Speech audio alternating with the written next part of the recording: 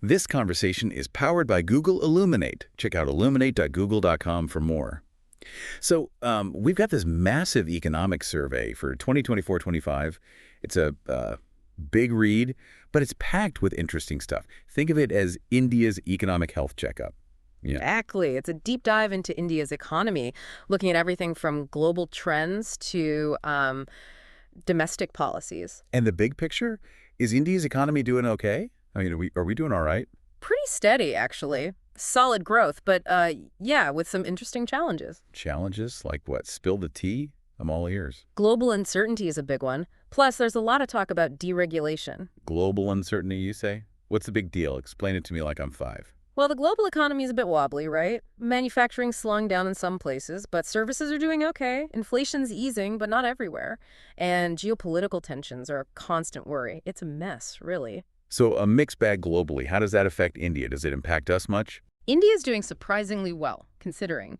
GDP growth is projected to be around 6.4% in FY25. Agriculture and services are strong. We're holding our own. But manufacturing seems to be lagging. That's a concern, isn't it? Yeah, a bit. Weak global demand and some monsoon disruptions played a part. But there are positive signs, like improving business expectations. It's not all doom and gloom. So what's the story on the domestic front? Is everything rosy? Or is there some bad news? Not entirely. While private consumption is steady, investment could be stronger. The government's trying to boost things with increased capital expenditure. They're trying, anyway. And how are the public finances looking? Are we in the black or the red? Much better than before. Fiscal discipline is improving, which is good for stability. But there are variations across states. Some are doing great. Others need to improve their own revenue collection. It's a mixed bag, even domestically. What about inflation? Are prices rising too fast? Is it getting out of hand? Inflation is easing, but food prices are a concern, especially for tomatoes and onions. Unpredictable weather is a big factor. Pulses are another area of concern. It's a real problem. Let's talk about India's trade. How's that going?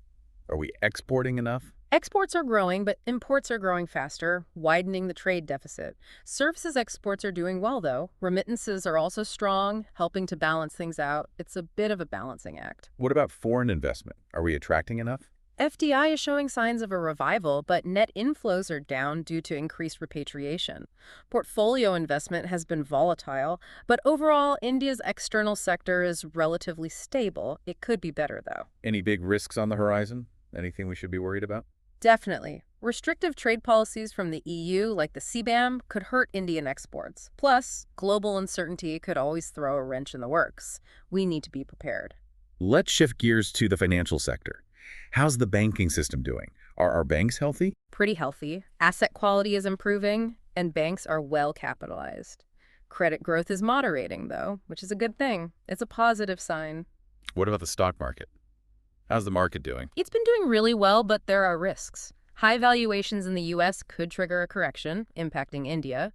Retail investor participation is at a record high, though, which is a positive. It's a bit of a gamble. And what about the insurance and pension sectors? Are they growing? Both are growing, but there's room for expansion, especially in pension coverage. The government is working on improving this. There's still a lot of work to be done. Inflation's a big deal, right? It's a major concern, isn't it? Absolutely. Global inflation is down, but services inflation is persistent. In India, core inflation is low, but food inflation is a worry. It's a real problem. What's driving those food price increases? Why are things so expensive? Supply chain disruptions and unpredictable weather are major culprits, especially for tomatoes and onions. Pulses are another issue. It's a combination of factors. So what's the outlook for the next few years? What can we expect? India is in a good position, but global uncertainty is a headwind. Domestic growth levers are key.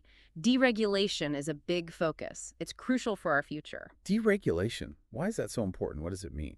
It reduces the cost of doing business, boosting investment and job creation.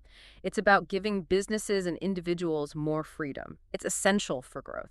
Infrastructure is a big part of the story, right? It's essential for development. Absolutely. The government's investing heavily, but private sector participation is needed. There's progress in railways, roads, ports, and digital infrastructure. We're making progress, but more is needed. Any challenges in infrastructure development? What are the hurdles? Getting private investment is a big one.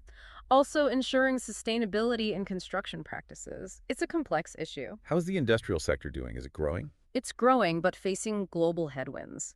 Steel, cement, chemicals, and petrochemicals are stable, while consumer goods sectors are driving growth. R&D and support for smaller manufacturers are key. It's a mixed picture. What's the role of business reforms at the state level? Are they important?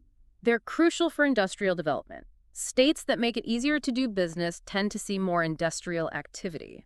It's all about creating a favorable environment. The service sector is huge for India. It's a major part of our economy.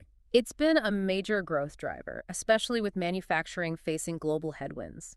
Logistics and IT are doing well, but there are challenges in other areas. Skill development is key.